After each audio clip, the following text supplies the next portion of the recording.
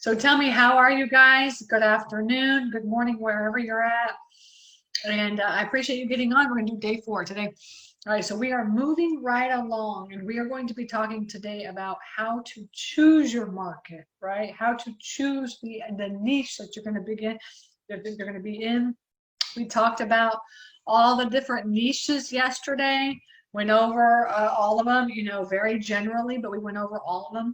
Did you guys think about what you wanted to do, what kind of a niche that you were interested? Tell me if you watched the 5 days challenge yesterday, which ones were you wanting to do? Is it rehabbing or wholesaling or land? What were your interests? So if you can put it into the chat, and also put into the chat if you can hear me or not also, because hopefully you can hear me, not just like talking into the air. All right. And and then today what we're going to do is we're going to talk about how to which strategies you should be focusing on, right? Which markets you should be focusing on, right? So more of this. Okay, good. So Julia is there. Let me know if you can hear me, and if you can hear me, then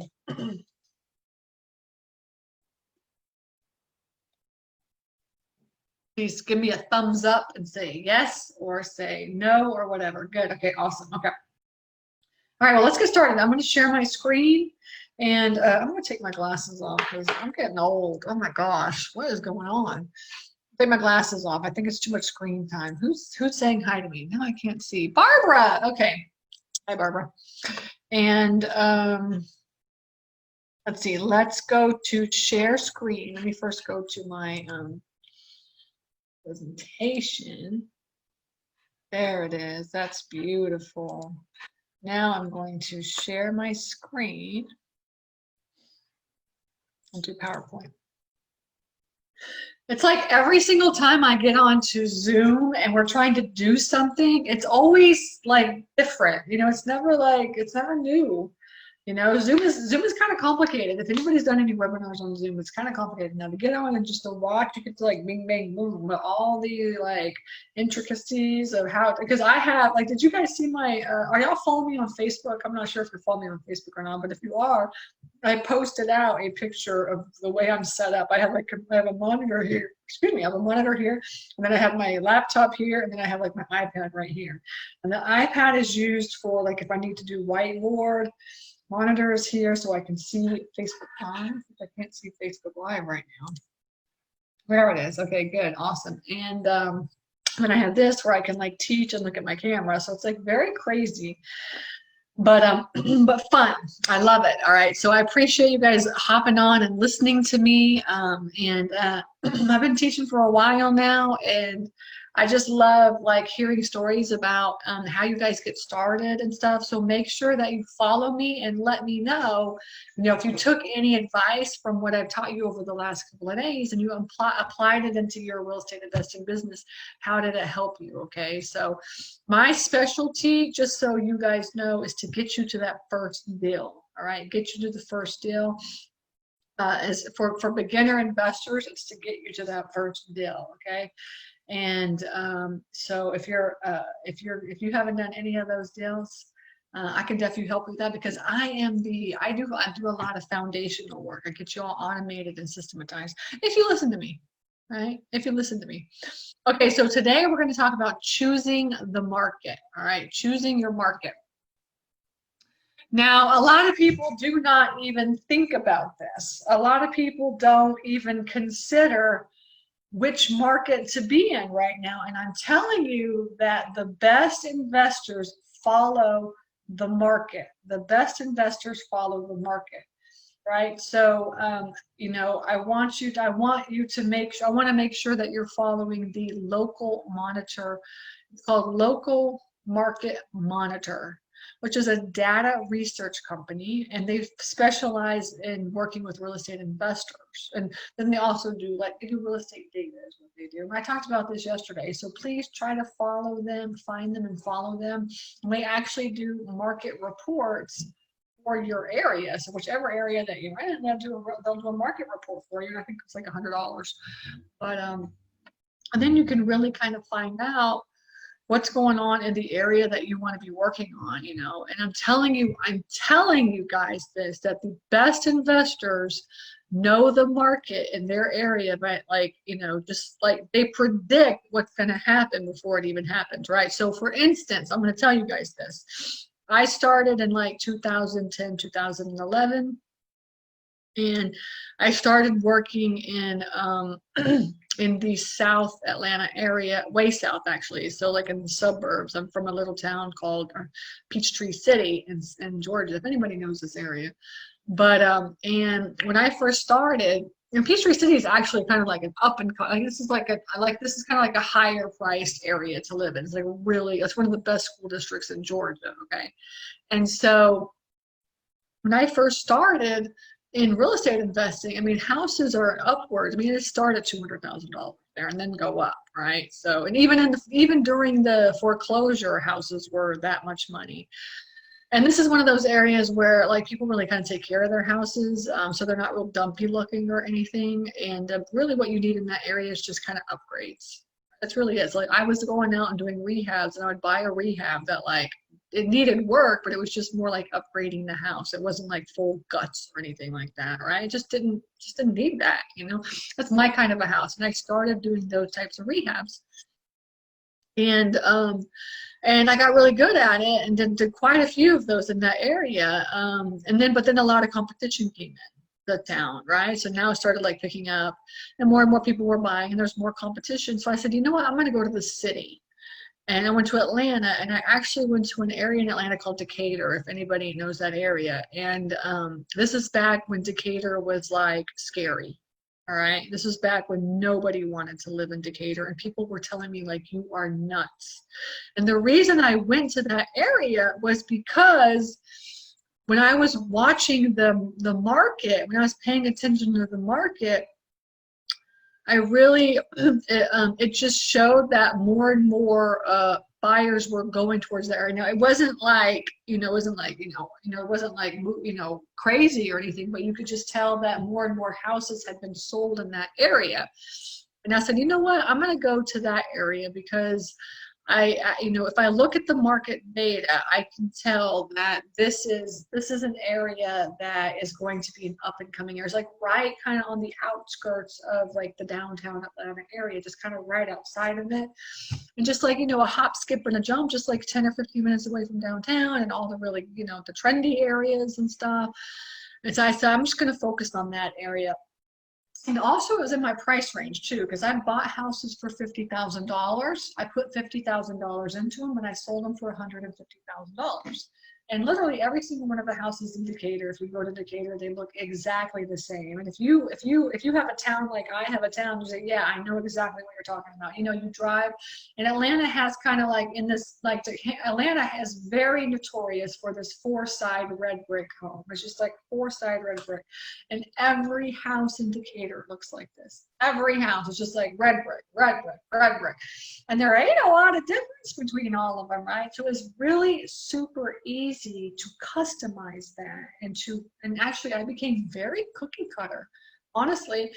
And my scope of work for those rehabs were exactly the same for every single house. I mean, I literally got to the point it would take me 5 minutes to do a scope of work. Because every single house was exactly the same, and I didn't even change anything. And in fact, over the past 10 years, I've had one scope of work and one spec sheet, and then I varied off a couple of times, and I screwed those up. So, and the reason why that happened, all right, I became cookie cutter, essentially. Everybody in town knows me. All the rehabbers, everybody knows me. It's Stacy is the cookie cutter, this volume rehabber in town. That's just how it became, right? And the reason why is because I did a lot of rehabs. At one time, I was doing like 20 rehabs at a time, okay? And like when you're doing that many rehabs, like you can't customize anything, right? You're just like bing, bang, boom. And I work with a contractor, and this contractor and we worked very well together, and we did a lot of houses together, and we just had this like system, and I just would like find the money, find the houses, and then I would hand them off to him. I'd walk through, write the scope of work up, check the spec sheet, make sure everything was good, and then just hand it off to him, and he would manage everything. We had a very, very good partnership and a very, very good thing going. And so and the reason why I moved to that market was because I paid attention to the market. All right, I paid really close attention. And then all of a sudden, like, everybody got into Decatur. Everybody. And that was like 2016, 2017. And and I just stopped buying houses over there because you couldn't get them. I couldn't stay in that. I couldn't stay in that space, right? So 50, 50, 50. I kept going up, and it'd be like 60. You know, it's just like, I don't know. I just kind of like, it just annoyed me. So I just got out because there's too much competition. And so then what I did is I moved to another area town, which was an up and coming town, but nobody, it was like the same thing. Like, nobody wanted to be in that area, which was the West End. And I moved over in the West End like 2016, 2017, when like people were like, why would you go there? Nobody wants to be there. And now, like, for a couple of years there, everybody wanted to live. It was like the hottest place, right? And now, of course, there's too many hands in the pot. And you know, now, like, you can't even sell your house. Like, it's hard to sell houses over there now because there's just too much competition. You know, all of us crazy investors have gone over there. But my point being is that what happened, and the reason that started out that way is, and the reason why I actually was so successful in doing exactly what I did, because I started out in the same kind of rehabs in the Peachtree City area in the same price range, 50, 60, 70K. I would move them over to Decatur, and I would do the same kind of price range there, same kind of thing. And then I went into the West End area, and I could do the $50,000 and $60,000 rehabs there as well too. Now you can't do that because all those types of houses are gone, and you know, now you just have like huge big guts, and I mean, it's just like crazy rehabs and stuff, you know. All the good ones are gone, you know.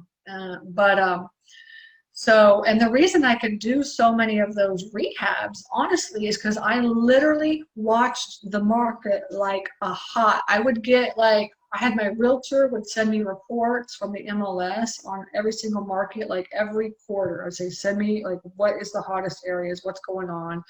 And then at one point, like, because I had an in-house realtor. I had so many houses that I had to hire an in-house realtor to sell all my houses for me. And then I had her watching the market. We would have like a weekly meeting on what's going on in the market and in the real estate market and stuff.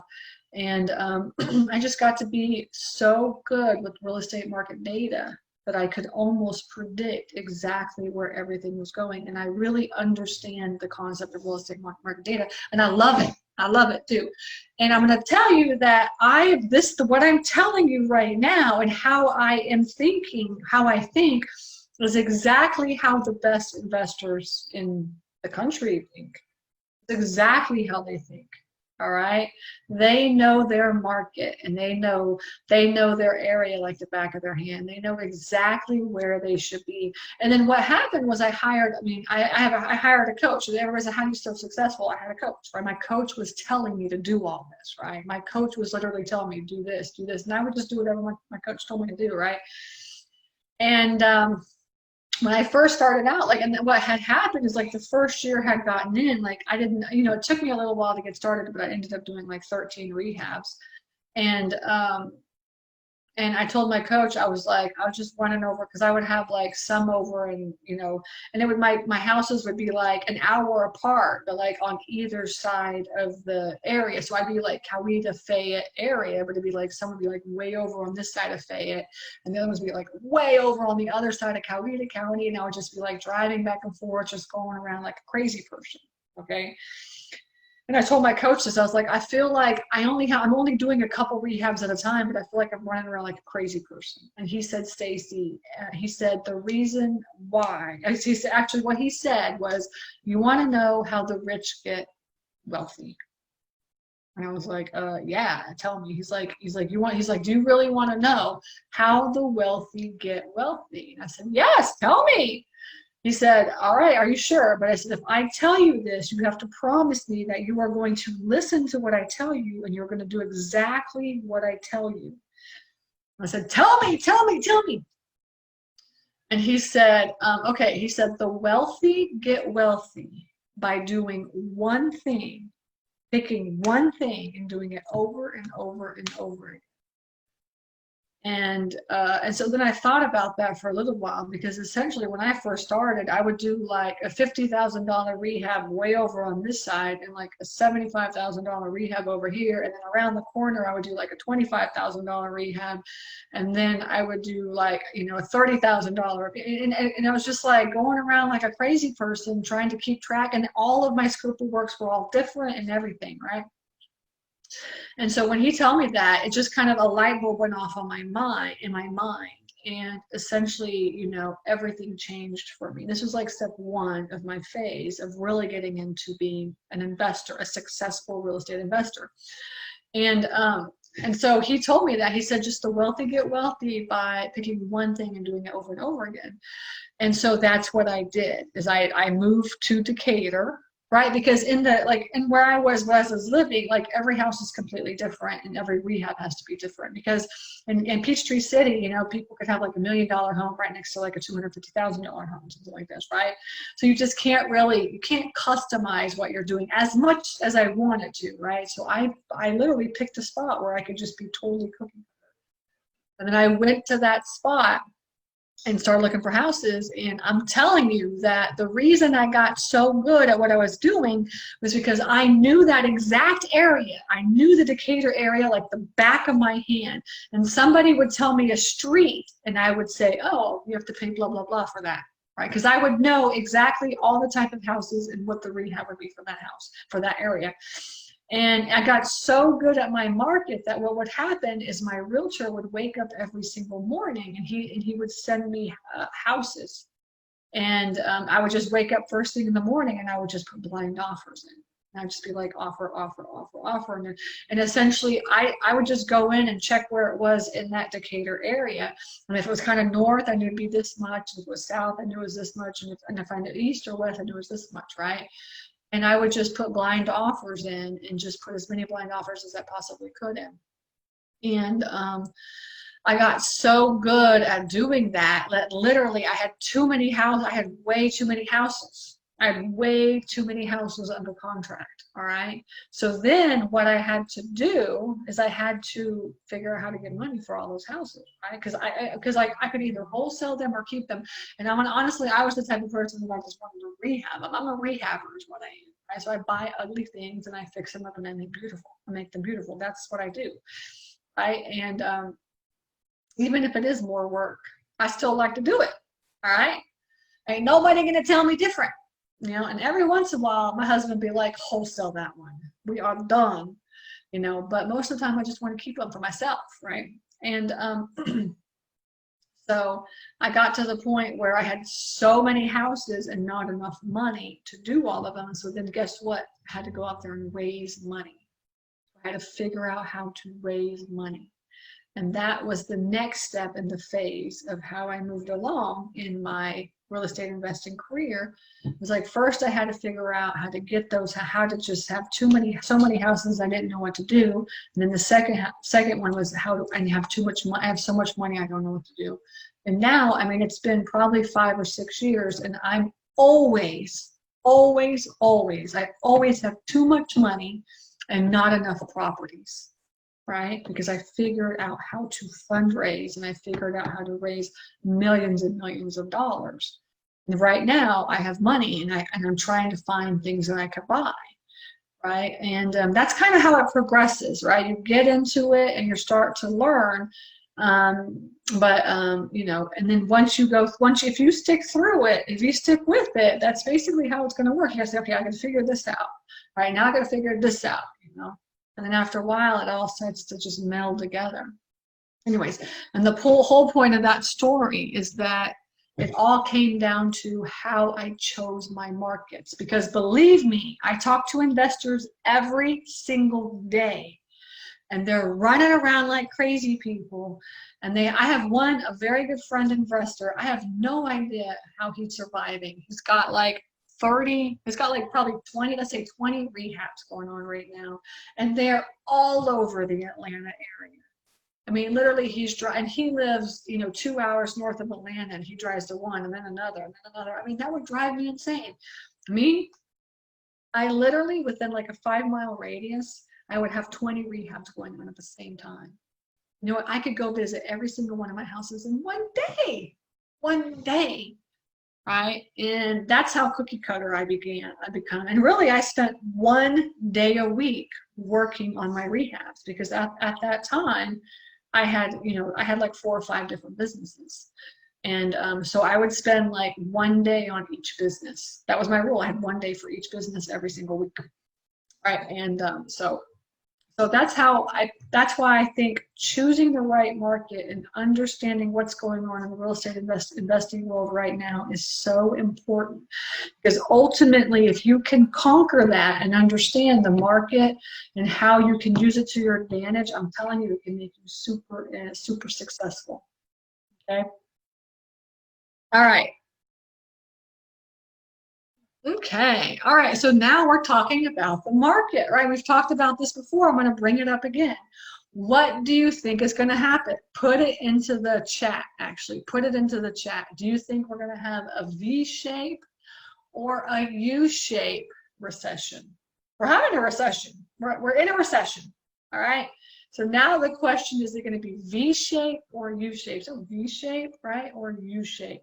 V shape means it's going to drop from 6 to 12 months. In the next 6 to 12 months, just zoop. And then immediately, and from 6 to 12 months, correct itself. Right? So it's like a 6 to 12, 6 to 12. So it could be anywhere from a year to 2 years, 6 months down, 6 months up, or 12 months down, 12 months up. Right?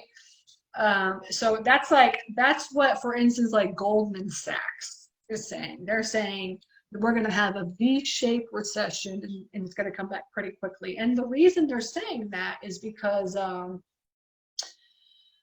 because I mean, you do know we have like 13 or 14% unemployment right now. I mean, unemployment rate is worse than it was during the bubble.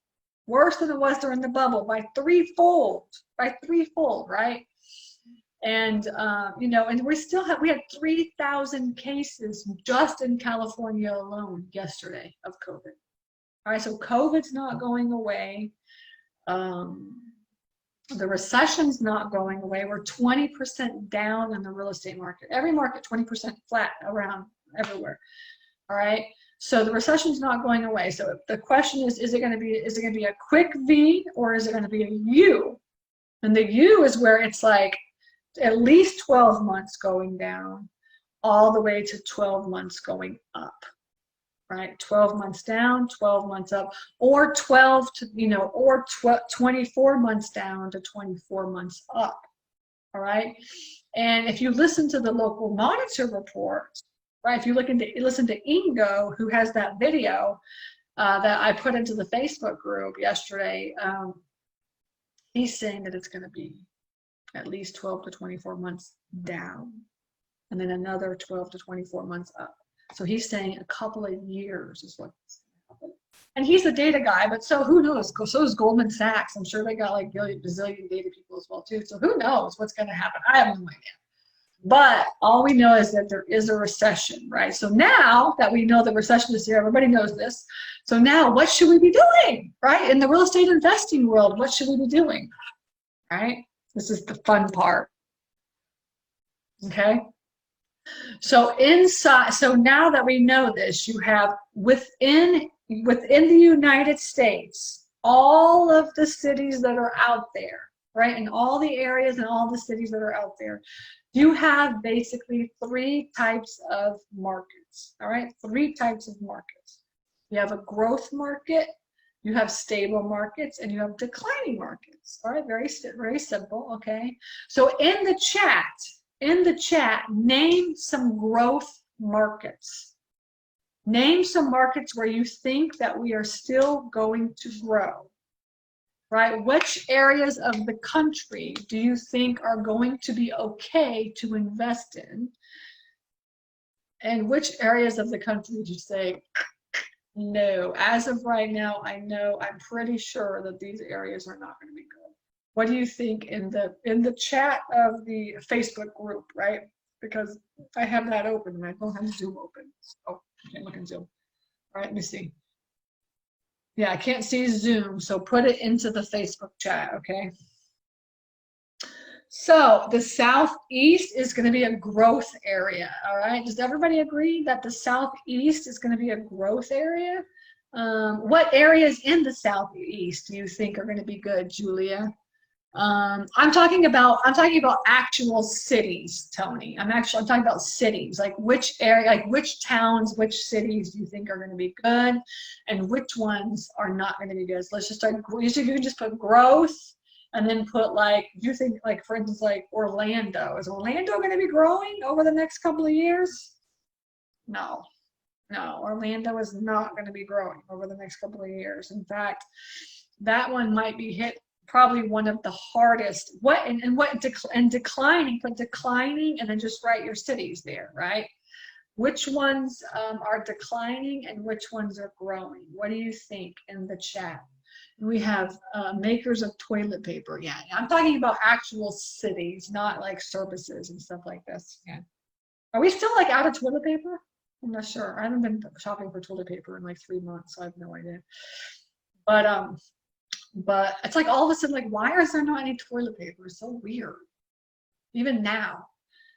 But anyway, so what do you see? Put growth and then put like your cities, and then put stable and put your cities, and put declining and put your cities, right? So we can get an idea and name some cities across America that you think are going to still be growing over the past couple of months. Now, new construction is down in April, remember, by almost 10%. And new construction and the way that data companies pull their information is from permits, right? So they go into the public, because pulling a permit is a public document, right? So they go in to like the government like websites or whatever they do. I don't know what they do, but then they pull like permits and they read that information from permits pulled. Guess what? Not a lot of permits being pulled right now. All right, so construction is going to be down, which may be good because that could drive, like, for instance, lumber prices down, right? So if you're going to, because lumber is really expensive. It got up to be very expensive over the past couple of years, right? So so it might drive those down. But what do you think is growth? Decline, New York, New Jersey, good. Declining is the Northeast. Declining is New York City. Good. What else? Okay, good. What other areas? Okay, so let's just come up with some city. I'll say some cities, and you say like declining. Say like, so I'm gonna say, for instance, like San Francisco. Is that going to be growth, stable, or declining? San Francisco, growth, stable, or declining? All right. What about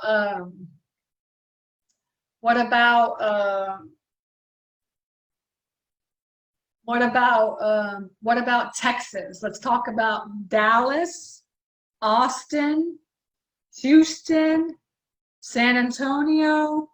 What do you think about those? Oh, look, I got some chats here. Let me see if I can get on here.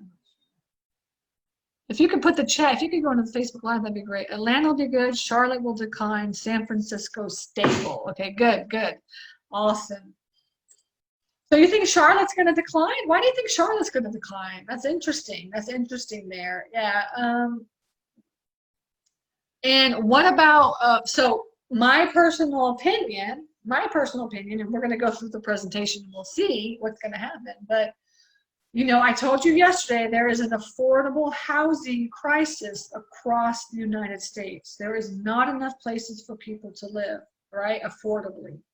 And so my personal opinion is wherever affordable housing is probably going to be a good market, right? If you have affordable housing.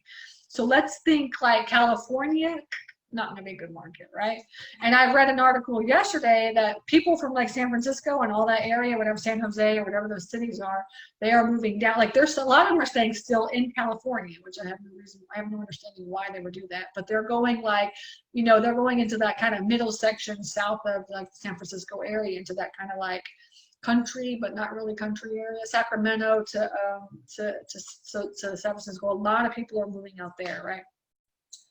And let's see, let's think about like so Orlando, we already said, definitely a declining area. Florida, like Miami, declining. declining, definitely declining. It's so expensive to live in Miami. It's so expensive. Let's see where else. So anywhere in the Midwest, like anywhere in the Midwest, I would say is going to be like stable. Okay, like because it's affordable. It's all affordable living over there. Texas is going to have some issues. And I'm looking forward to that because I want to buy some properties in Texas. So, because Texas is going to be really expensive.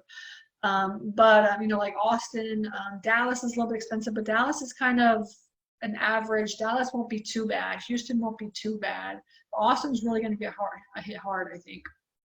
But anyway, so you just think of it when you think about where you want to be. In Atlanta, my personal opinion, Atlanta is going to be hit. It's already hit with a 20% decrease. It's going to be hit even more. The average house in Atlanta is around $235,000. I think it's going to drop probably to about, between 200 and 215,000, right? So I say 210 to 215. When I first started, average prices were in the 210 to 215s, right? So like when it came out of the bubble. And so I think it's going to drop back down again. So remember, it's going to drop it's dropping at least 20%. And across the board, anywhere it's dropping 20%. But there's still, Atlanta's, houses over in this area are very inexpensive anyway. So it won't be hit too hard. Okay, cool, good. All right, so let's just think of types of markets. So when you're looking at your area, which areas are good? Okay. You want to look at these types of areas in your city. You want to look at population. You want to look at job growth, right? Is there jobs being moved? Now, the thing that's going to change right now too is honestly that everything is going virtual, right? I heard, for instance, like banks. I believe that over the course of the next couple of years, there will not be hardly any banks. Everybody will be online. You know what I'm saying? Like maybe they just have like a drive up or something. Why are you going to a bank? They'll have just like, they'll have brokers and like people that do like mortgages and stuff, but they'll probably just have like, an office or something. A lot of banks do that anyways if they want to do that, right? Or just go online, right? I don't know why they just don't go online. I've been using an online bank for a while now, so for me, it's not a big deal. Let's see what else. And then like, for instance, like Amazon also, like they're supposed to go and build like whatever, this 200,000 like space in wherever it was a DC or whatever they decided to do. And then they're already saying no to that, So a lot of things are going to change. Time on the market. All right. So you want to be looking at days on the market for your houses, right? Days on the market. And the way that you can find that is by asking a realtor, right, to print you out a report for days on the market, right? You want to know what the average days on the market is for the areas that you're interested in, right? And you want to pay attention. You want to compare that to like all the area. Like I would just get like all of Atlanta, and I would look at days on the market, and I would look to see, which ones are the fastest, which is the slowest. And then, kind of try to choose like, okay, so these ones look like they're like last quarter, they were here and now they're here. So it looks like this is gentrifying a little bit or something. And that's kind of how I play it out, okay? So you want to look at days on the market, and you want to look, like I said, affordable housing. Where is there good affordable housing across the state? You want to be focusing on those areas. And then the cap rates. Right? What cap rate, if you're in the commercial side,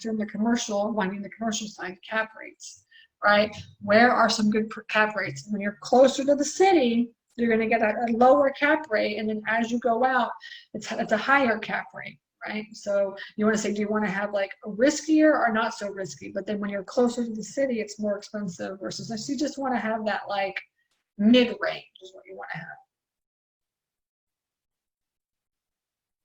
Landlord laws, right? You want to know, remember, all this is that like there's some states like Portland, or what is it, Oregon or Portland? I can't remember if it's the whole state or just the city, but they're doing like, the tenants don't have to pay the rent or whatever. And so these kinds of things, like in these areas where the tenant laws are being changed and updated, and you want to pay attention to that because those could be really good areas to be investing in, right? So there's going to be a lot of landlords that are like, I'm tired of this. Like, they don't have to pay, but I got to pay my mortgage. What's going on, right? So they may want to move, they'd sell their properties. And downtowns, right? Where are the downtown areas being revitalized? And I'm not talking about big major downtowns. I'm talking about little tiny city downtowns, right? Are there any little tiny city downtown areas around you guys where you're like, oh yeah, like for instance, like in Atlanta, I know like Peachtree City, or not Peachtree City, Peachtree Corners is an area where they're totally revamping that whole area. They're going to make it look really, really nice, right? So obviously that's going to be a good area for a lot of people to move to over the next couple of years. So think about in your metro area that you live, or wherever you live, like where are some downtown areas? Like I live in Sonoya. Y'all don't know Sonoya, that's where The Walking Dead is filmed. And The Walking Dead, I don't even know if that show is on anymore. Does anybody watch that show anymore? But they like over the past 10 years, that town has just boomed. I've been there for 10 years. Before The Walking Dead, we were there, and that was a little tiny, like little Main Street town that was like hardly any stores and just like retail, but like just like junk stores or whatever. Now it's like they redid the downtown, put up new buildings, boutiques and restaurants and bars, and it's just like this whole big thing over there. Right, so so anything like that in your area, you got to pay attention to that, so okay, maybe I should be focusing on that. Anybody have anything? Big cities will decline. Yeah, I think Charlotte will grow. Yeah, I think Charlotte's going to be stable. Charlotte will be stable, and I'm guessing that the southeast will be stable. The south to southeast will be stable. Florida will have some issues, right, in the bigger cities, but the southeast will be stable. Northeast is going to be, they're going to have some issues, right, which is good because they're too expensive over there anyways. And then what else? And then the Midwest will be fine. They'll be stable, right? Not a lot of growth, but not a lot of decline. And then going towards the West, like Washington, Oregon, and California are going to have some issues because they were getting a little bit high and crazy over there. So I think they'll have some issues. But I was going to say, we're going to go into a couple of things here I forgot about, and you'll see. We're going to actually tell you exactly which areas. Okay, so determining your right market. All right, again, so you want to look at the desirability and what you can afford, right? And what did I say? Affordable housing, right? Everybody wants affordable housing now. What type of financing is in that market, right? So a good thing that you could be doing is talking to lenders, and even national. It's good to talk to local lenders, like local lenders in your area that will lend to you, right? Because you're building this relationship, and you're trying to get money. You want to get like local money, so be borrowed, because they kind of know your market better for like things that you're doing. But for market data, research data, if you know any national lenders, you can get some information when you talk to them. Say, hey, like which areas are the hottest areas right now? Where are you lending to the most, right? And nationwide lenders like Lending Tree or whatever they're called, I can't remember what they're called, but there's like nationwide lenders that will lend on like as a hard money lender. You can talk to them, and really when you talk to them, get some ideas like, where are you lending at? What areas are the hottest? Do you see a trend in any one of the areas? And they'll tell you like, oh yeah, like everybody's going into blah, blah, blah, blah, blah. You know what I'm saying? And then you just look at that could be a good area for me. And it may be something that's around you, but it may not be, Okay. Okay, yeah, so you want to research the local housing market. You want to know what the cap rates are. And then also you want to find out, when you talk to your lenders, what is the average mortgage payment, right? Can people afford their mortgage? Another really good question that you can ask your lenders, right? Ask local lenders and nationwide lenders is like, where do you see the most foreclosures? Where do you see the most foreclosures, right? Because they'll tell you. And then, and another thing is that they have foreclosures. Like lenders contact me all the time, and they say, hey, I have a house for sale. Like somebody foreclosed. Can you just find a buyer for me, right? So you want to talk to your lenders not only to get market research about your local market in the area, but you also want to ask them, like, do you have any foreclosures for sale? Like, I'm looking for a house right now, or something, something like this. And they always have foreclosures. They always do, all right? Profit. So yeah, so what is, and this is another thing that you can ask your lenders. This is a great question to ask lenders in the area is what is the average profit on a deal that you're seeing around here? You know, is it 20,000, 30, 40? Like what do people actually really make? You know, and so that way you can determine, you know, if you really want to work in that out, if you're doing like an $80,000 rehab and, you know, buying a house for 150,000 or $200,000, like, and only making $20,000, I mean, who wants to do that? Usually the higher you go, the more money you make. So if you ask your lenders that, they'll give you that information for you. It's really good information, right? And rent rates, right? So what is the average rent rate? So has everybody heard of Rent-O-Meter? Rentometer.com is where you can go. I don't know what it's called. I call it Rent-O-Meter, but some people call it Rent-O-Meter, but it's Rentometer.com is what it is. And you can go on there and then you can figure out what your average rents are, right, in the area. So you can do, you know, 3-bedroom, 2-bath for 123 Main Street, and it will pop up all around and it will say like, oh, your average is $800 to $1,100 a month. So then you kind of know, oh, that's the average, right? That's the average rates in the area, right? And so, and then you if you look at the average rent rates, and then you compare it to the average, like, you know, sales price. So if they're selling their houses for, you know, $200,000 and only getting $1,000 a month rent, like that's not even going to cover your mortgage, right? So you want to make sure, so you want to check that data as well too. Okay. Any questions on that? Just put them in the chat, okay? All right, so we have another quiz. We have a quiz coming up, okay? So now my question to you is, who is buying still right now and will be buying over the next couple of years? What types of people? Who do you think is buying right now and even in a downturn will still be buying? Right now, who is out looking for houses? What type of people? All right, so put your guess into the chat or into the Facebook chat, and let's see what everybody comes up with for an answer for that. Who is buying right now? That is a great question, all right? And it's a great tip, I think, for you guys. Who do you think is buying right now? It's a quiz. Anybody on the Zoom, you want to put an answer in chat? I figured out how to do the chat too as well. All right, cool. We have Julia says investors. Okay, who else? Tony says single women. Okay, good guesses. Anybody else have a guess? Anybody else have a guess? Any guesses? Let's see. There's no guesses from Barbara, I guess. No guesses. Young families. Okay, all right, cool. Okay, well, at least we got a couple of guesses. All right, I'm going to tell you who is buying right now and why you should be focusing on these types of people. All right, and I'm telling you, if you can figure out exactly what these types of people are buying, you're set, especially in your area. So you're going to figure out your market first, right? So now you know. So you figure out which niches you want to do. Then you figure out what your market is going to look like. You do market data, and then you figure out who is buying in that area, right? So what's going to happen is you're going to get all this data. You're going to start looking all this data up. And you're going to be like, oh, okay, so I see like the average days on market in this area is like, let's say 62 days. And last month it was 72 days. So obviously it's speeding up. It's looking up. You know, it's getting faster. So I wonder who's buying in these types of houses in this area. What type of people are buying them? And then you figure out who that is, and then you figure out what they want to buy, and then you look for that, right? Let's see, who is it?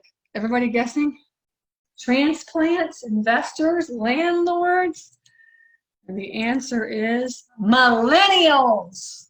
Millennials. Millennials are the ones that are going to be buying over the next couple of years. All right? So not investors. There's not going to be a lot of investors out there buying. All right? I'm telling you that there are not a lot of investors investing right now. Okay? I blast out emails on a regular basis. I wholesale houses on literally in the past week I've wholesaled 3 different houses, and not a lot of buyers out there. I did one multifamily, went instantly. 2 houses, still looking for buyers.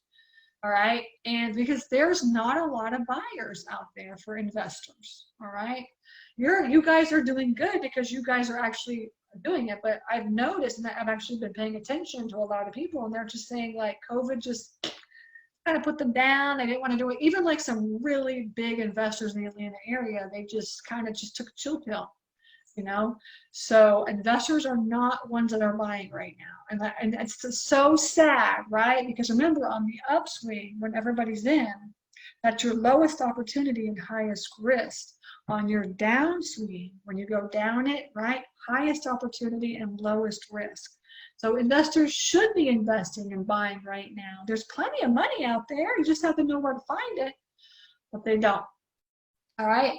Landlords are going to be selling. Landlords are going to be selling, not buying.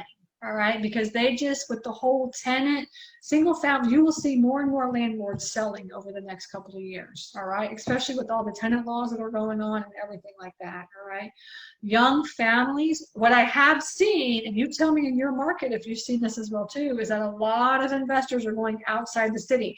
See, when I started in 2010, like everybody was still kind of like, trying to figure out what they're doing, didn't have enough money, coming back, getting back, right?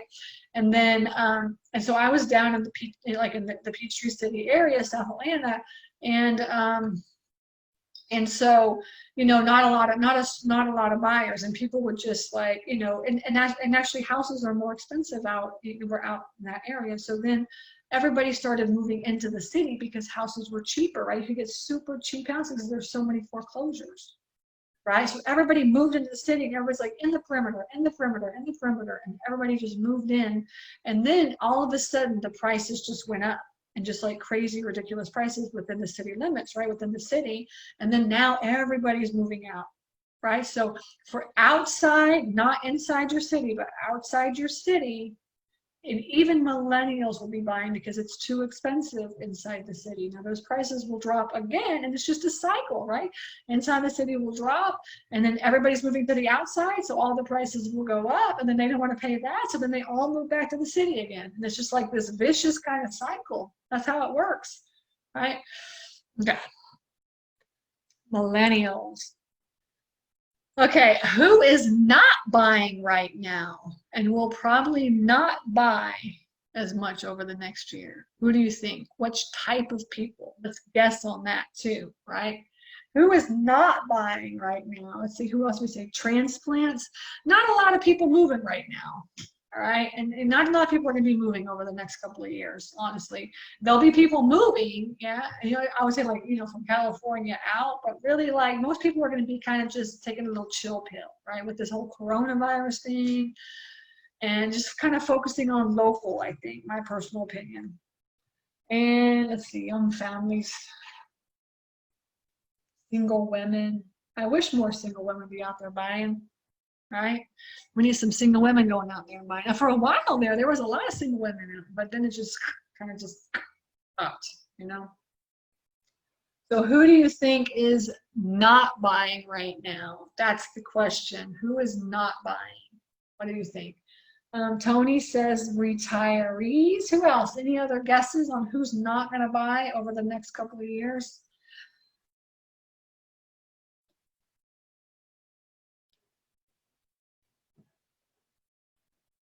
Any other guesses? No? All right, well, let's move on. Let's see, okay.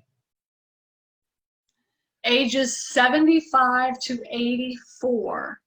Ages 75 to 84, not moving. Not a lot of moving in the older folks range. So any place where if you live near like a retirement place, there's just not a lot of people are going to be moving into those areas, right? Older people are just staying still, staying put. Why? Because they have to. They can't leave their houses. They can't move. They can't do anything. I mean, and if it takes a year for us to get a vaccine or whatever it's going to do, whoever they're saying, I mean, just people are not going to be moving around. These types of people are not going to be moving around, right? So steer clear of house, and that's why I remember yesterday when I looked at the list, and like assisted living was like nothing you should be investing in right now, because Well, because of all of like that's what's going on, really, the coronavirus, people can't leave, and all the it's like people just you can't do like unfortunately the older population is going to be just like stuck for a while. Single men, I don't know about single men. But I would focus on millennials. Millennials are really because millennials are getting to that age now, right? When they're like, okay, let me start going out and buying my house kind of thing. And they can afford a first-time home buyer's house. All right, so now let's focus on where we should be focusing on, huh? Let's focus on where we should be focusing on. Okay. Population, so nationwide areas to focus on. And this is right from CoreLogic, all right? And CoreLogic is a great website to go to for real estate data as well. So if you want to check that out, you can check that out. But yeah, so Texas, Florida, and Arizona, and this is very recent information. This is like during coronavirus information, okay, like in the last month. All right, so like they're about they're like everybody else, a month behind, but essentially this is what they're seeing is that Texas, Florida, and Arizona, people are still going to be moving to those areas. I don't know why everybody wants to live in Arizona, but they do. All right. I'm originally from Texas. I'm from Austin. I'm an Austin girl, so I totally get Texas. All right. And Florida, I get Florida because it's like all beachy and stuff. I don't get Arizona. Why do people want to live in Arizona? But so everybody's moving there. Now, guess what? The states with the highest percentage of growth, Idaho, Nevada, and Arizona. That area of the country is having exponential growth, right? A lot of Californians and a lot of like Oregonians. What do you call those people? Oregonians or Oregonians? And then Washington, like they're moving to Idaho, to Nevada, kind of over in that area, so they're just kind of getting out of California. And I cannot believe my family is from Idaho, right? So I grew up in Idaho, so I love Idaho, so I'm all about Idaho, right? But yeah, so I would never ever have thought that people want to move to Idaho, right? But they do now. It's like one of the fastest growing states in the country right now.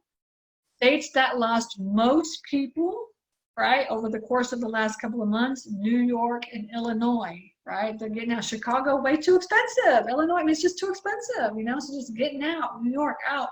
Or, I don't know how, listen, we've been in New York. My family lives in New York. All my husband's family is from New York. And I'm just kind of like, I don't know how any new people could live there. Like my family, they've been there like for, they've like since they were babies and they're living in the same house that they grew up in, so obviously they can afford it because that house is free and clear. You know what I'm saying? But it's like, it's just so, like taxes over there, it's like taxes start at like $6,000 a year for like a little tiny piece of property. It's crazy over there. Because we were looking at property. We've been looking at property while we're there as well too. But it's not a good buy, right? I tried to explain that to my family. I was like, buying a property on Long Island is not a good decision. But highest new home construction cities, Dallas and Houston. Now, it's so funny is that Houston and Dallas, they were kind of the two last cities to start like getting bustling. Remember, Houston had all those floods, and they just really had a hard time over the last 10 years. Houston was really hit hard, and I know this because my family lives in Houston. My mother and my stepfather live in Houston, and they had the floods and just all the stuff was happening, and it took a long time for them to come back out of the bubble. So the bubble just kind of went through many, many years. And so they're still having that growth, right now. So Houston and Dallas, great places to invest in, but expensive, right? Expensive. It's getting expensive. So hopefully it gets hit by the bubble a little bit and they'll bring those prices down, right? Especially for storage facilities, because I'm looking in that area for storage. Atlanta growth is in the top 10. Yeah, so Atlanta, as I said, this area where, I'm not there now, I'm in Pennsylvania, but the Atlanta area, one of the best areas. I'm telling you, Georgia is a great area. So Georgia, South Carolina, North Carolina, Tennessee, Alabama, Louisiana, Mississippi, Arkansas. I really think those are going to be really, really good areas. Even the peninsula of Florida. all the way to Jacksonville, kind of all that way up. Great areas. Now Virginia, not Virginia, Virginia's too expensive, but like kind of that whole corridor right there is going to be a great area to invest in. And Boise is the fastest growing city in the country. Boise! I'm from Boise. That's where I'm from. That's where our family's from. So, you know, so I love Boise. But I wonder what it's like now, because I was there skiing when I was when I was 20 years old, and I wonder if it's still the same. I haven't been back there in quite a while. Colorado and Austin are second in growth. Austin, I know, this is my town. I'm like, come on. I wanted to just like take a dive. Many are moving to no income tax states. Now, if you have a no income tax state, awesome, but guess what? Property taxes are super high. They got to make their money somewhere. Do you know where they make it? Property taxes, right? So, so you just kind of like, you said, like, do I want to pay taxes, or do I want to pay like, I want to say state tax or property tax? It's probably, you know, it's like 6 one way, half a dozen other. But all right. Now, how do you get to know your market? Right? These are the ways that you got to get to know your market. All right, these are the ways, right? You got to go there. You got to drive. So if you want to go someplace out of where you're at, right, then you would go to that area and drive around and get to know that area. All right, you got to visit it. You've got to do Driving for Dollars or use the Dill Machine app. So there's 2 apps. They're each called Driving for Dollars or Dill Machine, right? When you go to the areas that you want to buy in, and you drive around, and you remember you have to get to know that area like the back of your hand, right? Get to know that area like the back of your hand, just like I did, so you can eventually one day just make blind offers. Your goal is to just make blind offers. Who has time to be going around looking at properties? When you get it under contract, you can go look at it. But you can't do that until you really understand what you're doing first, right? So you've got to get out there and you just got to do it. So visit Driving for Dollars app, Dill Machine app. Yes, they cost money, all right? So it's not free. And you have to have a boots on the ground person to go and look and check out. So either you're the boots on the ground person or somebody else is the boots on the ground person. Go and look at your houses and help you with repair estimates and things like that. Okay, that's it. That's what I got for today. Any questions, any remarks, any comments on that?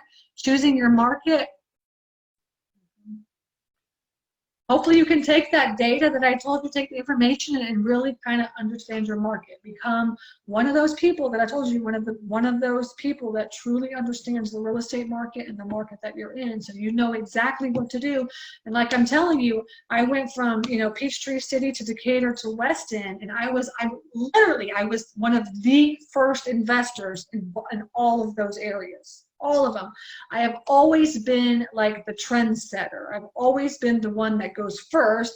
A lot of people don't want to do that. I've always been that way. But the reason why I felt so confident in doing that is because I really understood the market data. I really understood the market that I was in. And I knew and I watched that sales were picking up in that area.